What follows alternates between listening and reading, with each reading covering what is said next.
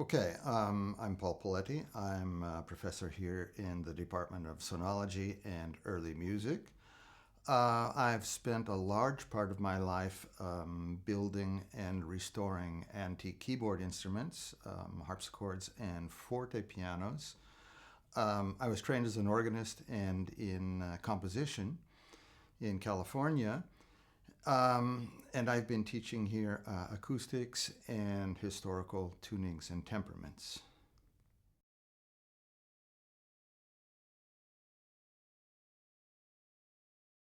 So at the moment, I'm in the final stages of creating a massive online open course on historical systems of tuning and temperament.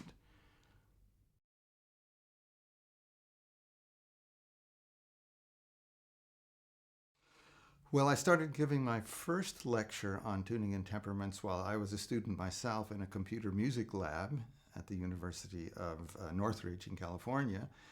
And basically, I've taught it to anybody who was interested in the topic. But essentially, it's designed for students of early music, musicians of early music, both keyboard players and players of all types of instruments.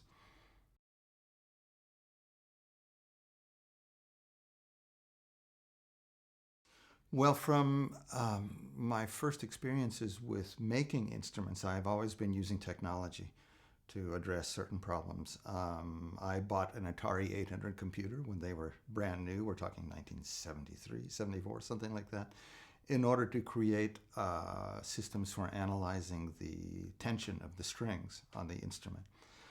And then I also started using it for trying to tune instruments well, and for analyzing and controlling temperaments. So I've been working with temperaments and technology for about 40 years, I guess, trying to use computers to understand and manipulate the whole thing better.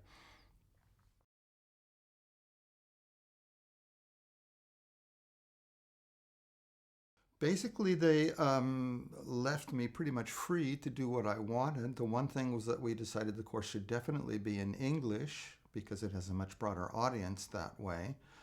But other than that, they said, go, do what you want.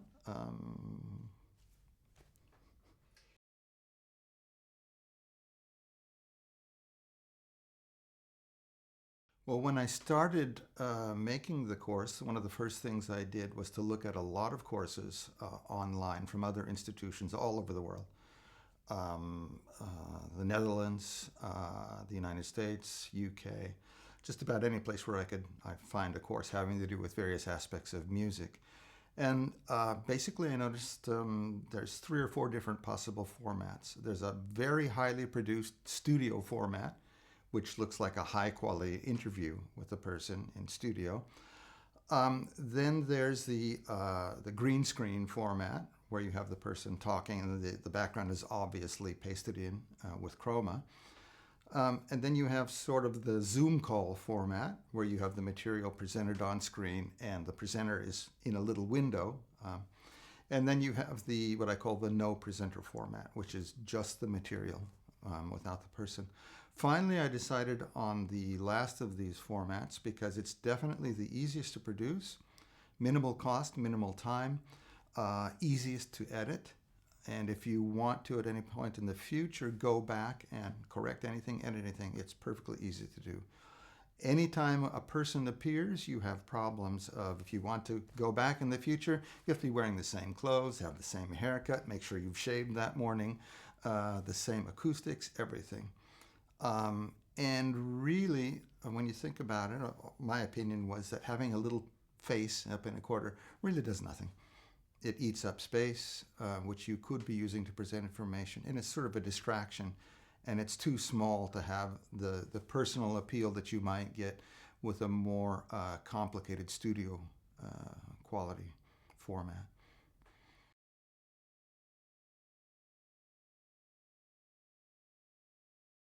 At the moment, we haven't decided exactly how it will be. What I noticed in a lot of institutions, which I think is a very good idea, is that there are 2 options.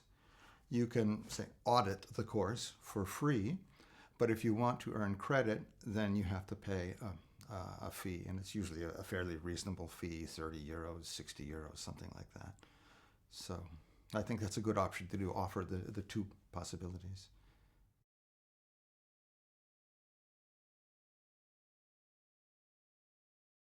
Well, the idea would be to offer the same credits that the student can earn if they were to follow the course here, presential.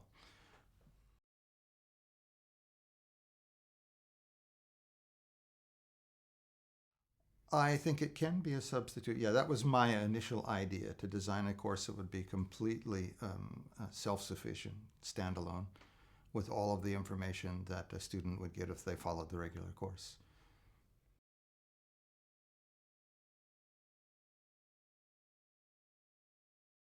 That's very hard to say because we still haven't decided if the course would be completely free in terms of the rhythm at which you follow it, or if it would have a structured rhythm. I've seen both on the internet.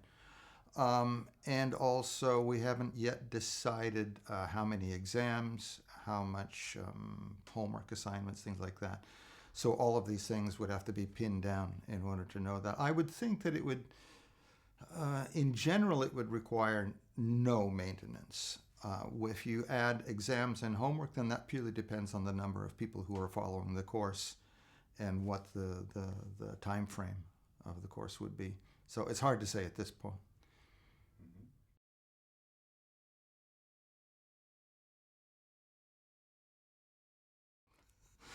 I don't really know. I'm somewhere up around 300 hours.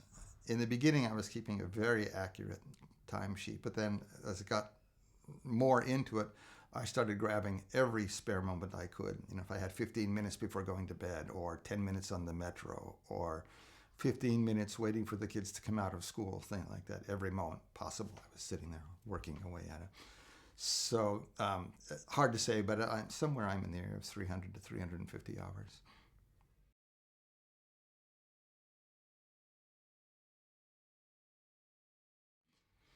Basically, it's divided into two large blocks. The first one is theory, a little bit of acoustics theory, because everybody really needs to know things like frequency, spectral content, which a lot of musicians don't know, especially early music musicians.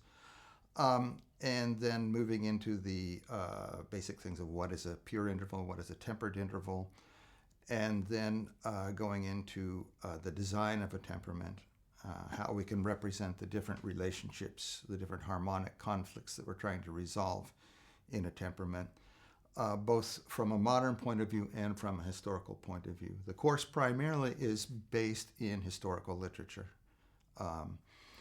And then the second part is I look at the three basic families of temperaments, which are mean tones, modified mean tones, and circulating temperaments. And I go through one by one historical examples, taking the original historical text, looking at the instructions, what they say, and how we can interpret them, and what the musical advantages of each system is.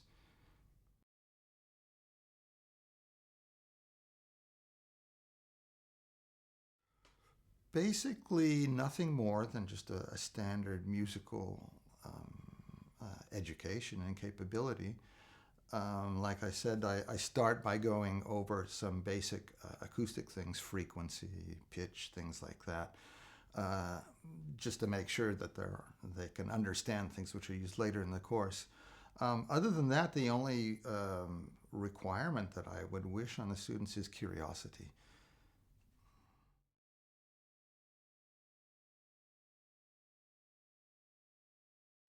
Well, I'm a perfectionist, so I'm never satisfied. But basically, yeah. I mean, I've gone over it so many times, you know, and I let it sit for about 6 months. And that's always good because you come back with fresh thoughts and fresh eyes, and you say, oh, I could have done that better, or this should be in the other session, things like that. But basically, I won't know if I'm satisfied until it's been out there for a year or two and I see what the reaction is.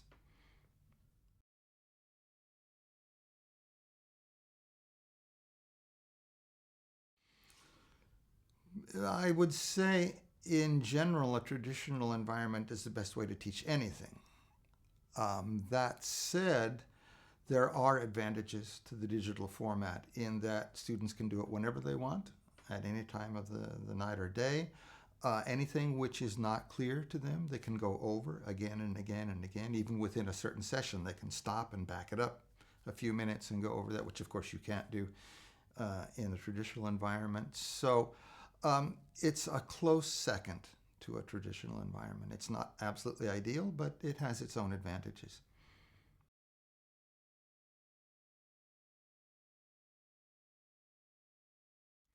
The biggest thing is do not underestimate the amount of time it will take. It's an absolute black hole of time.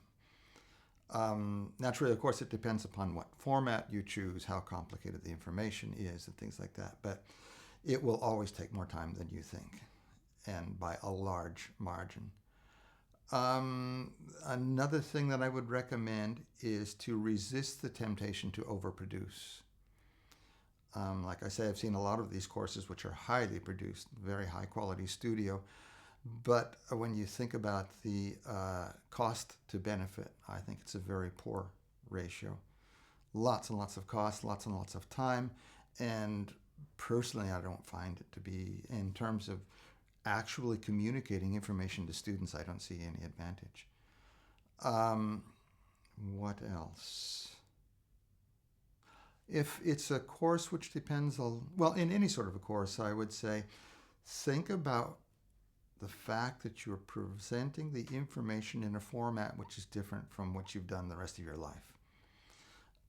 And think a lot about graphical principles, such as don't have a bunch of junk on the screen. Don't always have the logo of the institution in one corner, which eats space and is a distraction. Don't have a lot of unnecessary animations. All these things that we see regularly in very bad slideshow presentations. I would highly recommend the books of Edward Tufte, which are about graphical organization of information. They are really fantastic.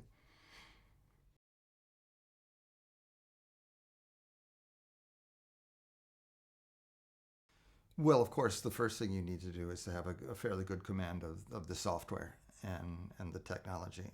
You don't need much in terms of technology today. You can get a good microphone for not very much money. You have to be able to manipulate things like Keynote or what's the other one from Microsoft?